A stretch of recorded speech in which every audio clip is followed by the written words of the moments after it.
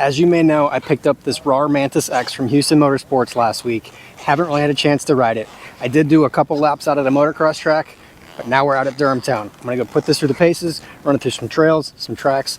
Let's have some fun with it, and I'll let you know what a motocrosser's opinion is of the Rawrr Mantis X.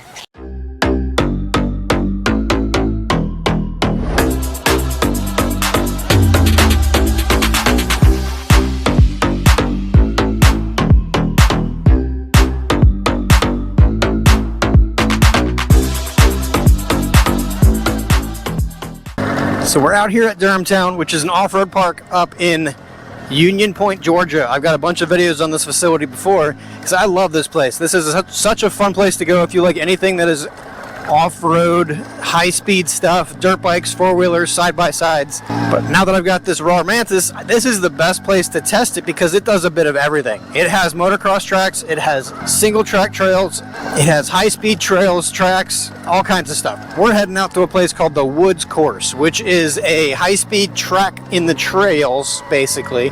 It's not a motocross track, but it's got a decent number of jumps, and it can be a bit technical in the woods. We've got a bit of a motley crew behind me, too. We've got Welding on a fully custom built dirt bike that has an electric crank to it and a clutch and a 6-speed transmission, so crazy cool stuff on that. Dirt Gear TV on his Black Widow buggy that has a Mitsubishi Mirage turbocharged engine. And then we've got Jesse, YouTube channel to be determined later, who has a Sur-Ron. Later this week we'll be doing an experiment to test the two bikes out between the Sur-Ron and the Rawrr to see which one is really worth buying for somebody who's just getting into e-bikes. This is my very first e-moto.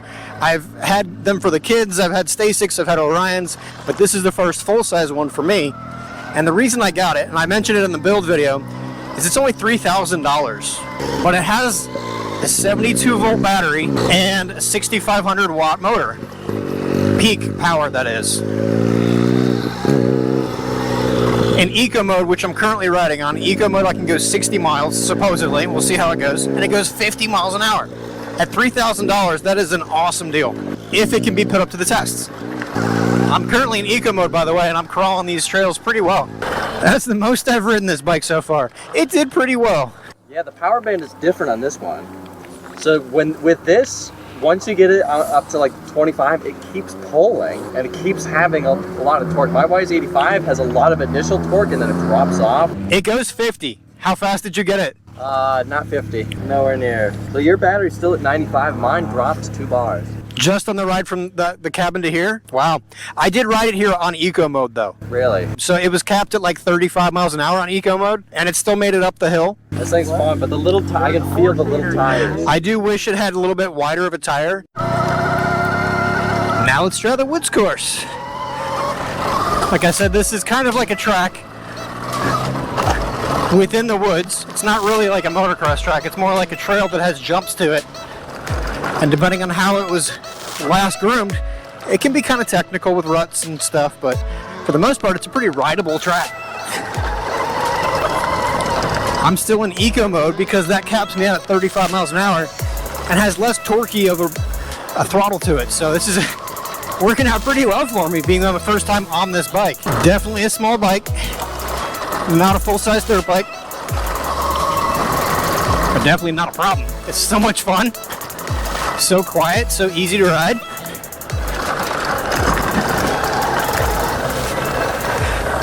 Right-hander coming up.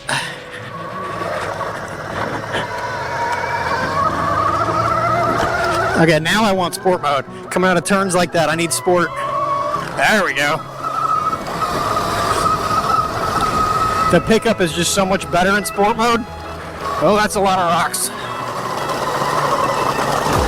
The front wheel isn't super big, so these rocks definitely feel bigger on this than they do my regular dirt bikes. I can hear Welding behind me with his super loud screaming 6-speed e-bike.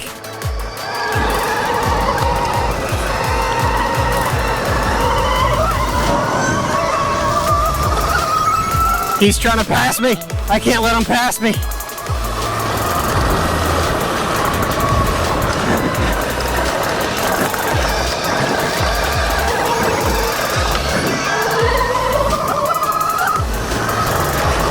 Oh, that's a big root. Oh, I think I bent my wheel. Oh man, I hope I didn't. I want a rear brake on my foot.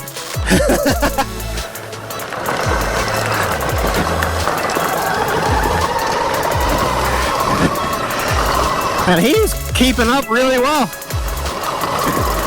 I have no idea how fast I'm going. Probably not very. I'm gonna let Rick by. I was gonna let you by. What? I thought you were trying to pass me. Dude, you were ripping. Yeah. You were, I could hear you coming. I'm like, oh, he's getting closer. So I shifted into sport mode because I was in eco until I could hear you. Really? I was like, okay, he can't catch me. But no, you're doing good. High speed run right here. I don't want to go too fast because it is not level. Oh man, suspension. Could use a little bit of love.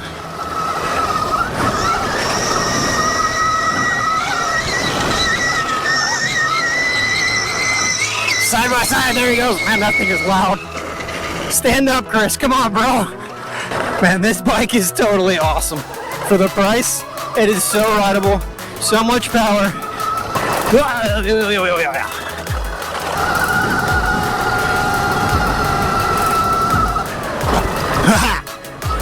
actually jumps really well. So Jesse and I are going to do a comparison test tomorrow. We'll film that in a separate video. So subscribe to the channel so you can make sure you get that one when it comes out. But we'll do a comparison of his Sur-Ron directly against the Rawrr on everything. We're going to hit up the kids motocross track. We're going to drag strip race. We're just going to have a good time. But man, honestly, I'm so happy with this bike. I think it's been an awesome purchase. I could not be happier that Houston Motorsports put me on this thing. They can help you out. If you're not in Houston, if you're not in Texas, they can still help you out with getting a bike. So the link to their website's in the description below. Call and ask for Matt. He'll hook you up. Make sure you reference Alex Dombey or We Ride Too. I don't get a commission. I don't get paid on anything. This is the GP track. I should be able to get to my top speed on the bike on this track.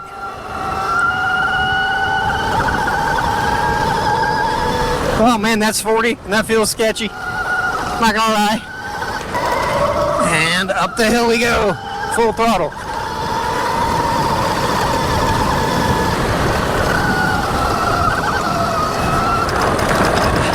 The silence of this thing is amazing.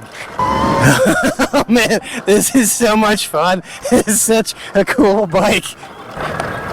Oh, I love it. I love it, I love it, I love it. So that last corner? That was fun. The big bowl? Yeah. That's so cool. Full throttle. Yeah. Riding as high up as I could.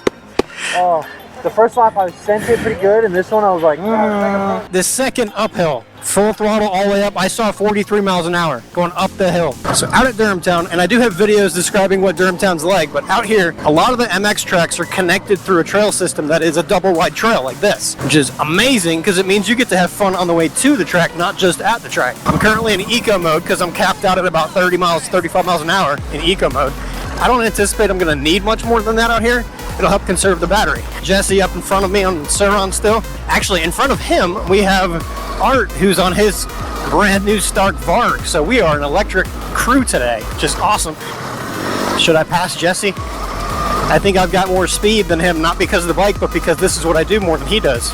Throw it into sport mode, and I'm gonna pass him. Maybe not here because it's choppy. Big rocks.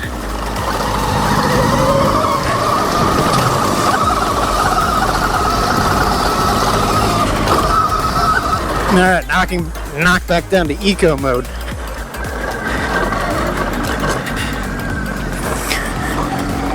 We got all of us still. Now I'm behind the Stark. Man, that bike is awesome. So many people in the motocross world are hating on that bike. We don't want electric bikes. We want 2 strokes. We want 4 strokes. But truthfully, I think those are the people who haven't ridden one or seen one ride. They are just so well balanced, so well built, and so incredibly fast. So Eco mode struggles a little bit going up these hills, but it's still doing it. I think we've lost most of the crew. I'm gonna stop filming and slow down, and we'll catch up with you when we get to the track. I can't do this in Eco.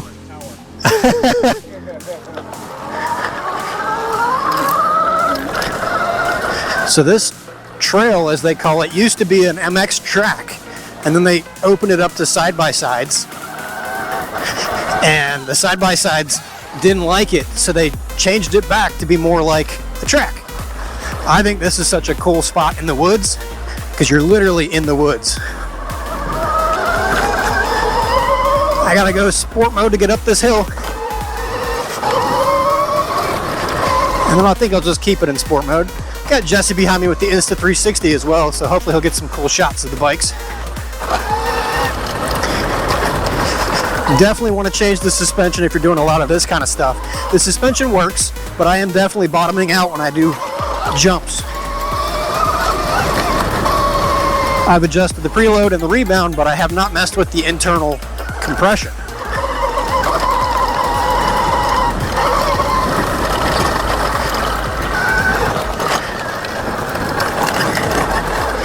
I mentioned in the unboxing video that I was going to try to change out the spring rate inside of the fork, but I didn't actually realize that these are air forks.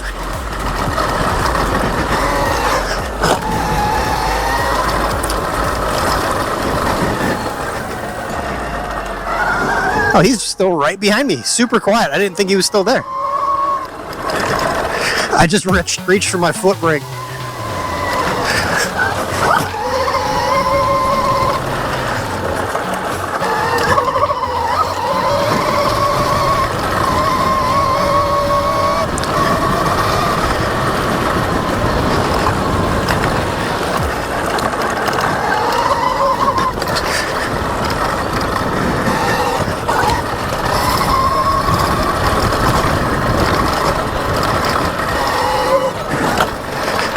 Could easily send all of these jumps. I'm apprehensive on my first real day of riding this thing like this.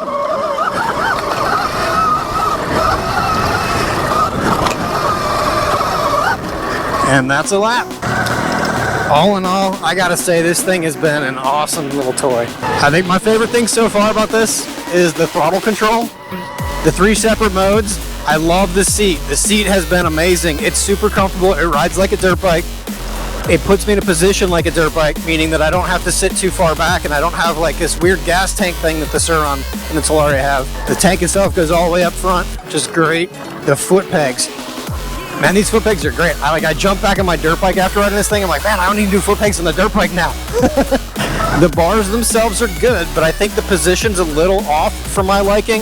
I'd like them to be swept back a little bit more. Not much, just a little bit. So I gotta do some fine tuning of the clamp that's on there. It does have an adjustable forward and back, and I can add risers or remove the riser that's on there. Generally speaking, this bike is rideable out of the box anywhere so far. It jumps pretty well.